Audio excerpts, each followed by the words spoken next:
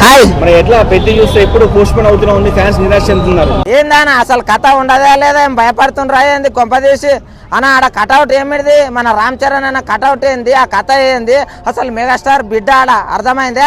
అటువంటి ఆయన సినిమాని ఓకే వెనక ఒకసారి ఆపుతారు, ఒకసారి మళ్ళీ డేట్ వేస్తారు. ఎందుకు చెప్పుర్రా, ఏమన్నా భయపడుతుర్రా?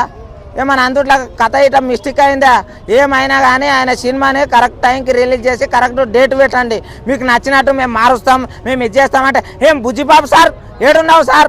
అసలు మా అన్న సినిమాని ఎప్పుడు రిలీజ్ చేస్తావు? ఊరికే డేట్లు చేంజ్ చేసుకుంటున్నావు, ఏం భయపడుతున్నావు? అయ్యింది ఎన్ని వేల రూపాయల టికెట్ పెడితే మేము కొని చూస్తాం, అర్థమైందా? తొందర రిలీజ్ చేయండి. ఓకే భయపడుతూ రాయండి, నేనున్నా, అర్థమైందా?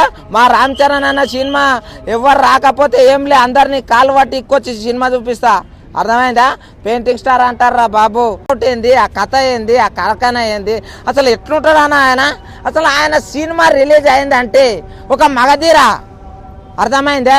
ఒక ఇంకోటి మొన్న వచ్చిన RRR సినిమాలో ఆయన బాణం పట్టుకుంటేనంటే సేమ్ నాకు రాముడు కనబడిండు, రావణునికి ఎగ్గు పెట్టిన రాముడు కనబడింది నాకు. అంత ఖతర్నాక్ కటౌట్ని పెట్టుకొని నువ్వు ఊకి అక్కడిక్కడ తిప్పుతున్నావు అంటే సినిమాలో జర్ర మిస్టేక్ కావాలి బుచ్చిబాబు సార్, నీకు ఉంటుంది ఇక. నువ్వు అనుకుంటున్నావు ఊకే అంటే చేంజ్ చేస్తున్నావు డేట్లు, జర డేట్లు చేంజ్ గిట్లా ఈసారి చేసినావంటే బాగుండదు. ఒక డేట్ వాడేయి, ఆడికే పెట్టు, ఎవరు చూడరు, నేను చూసుకుంటా, ఓకేనా? గేమ్ చేంజర్ పరిస్థితి అవుతుంది, ఇట్లా చేంజ్ చేస్తా ఉంటే డేట్లు సేమ్ గేమ్ చేంజర్ లాగా అవుతుంది అని చెప్పి చాలా మంది అంటున్నారు. ఎవరు చెప్పింది?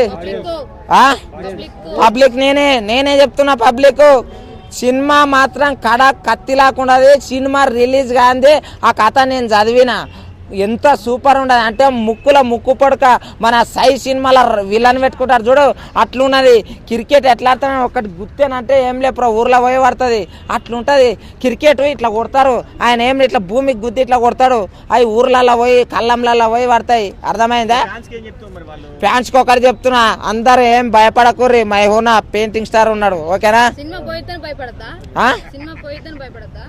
నువ్వు పోయేట్లాకుంటే పో, కానీ ఇట్లా జస్ట్ కిడ్డింగ్ డైలాగులు మాకు చెప్పకు, అర్థమైందా? ఏం క్వశ్చన్స్ చేస్తావమ్మా, ఏం ఛానల్ నీది? నీ ఆడియన్స్ కి ఇచ్చేది ఇదేనా? నువ్వు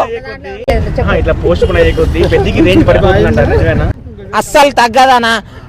రామ్ చరణ్ రేంజ్ ఏంది, ఆ కథ ఏంది అంటే జస్ట్ డేట్లు మార్చినంత మాత్రాన ఆయన కెరీర్ కిందికి పోతుంది అనుకున్నారా? ఆయన రేంజ్ తగ్గుతుంది అనుకున్నా?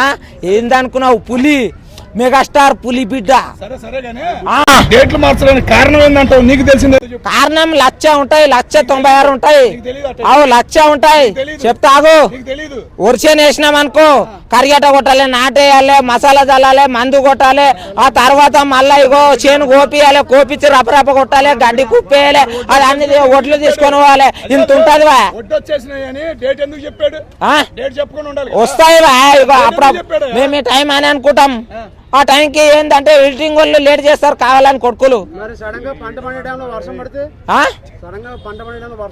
గొడుగు పట్టుకోవాలి, పంటకు ఒకటి పెద్ద గొడుగేయాలి.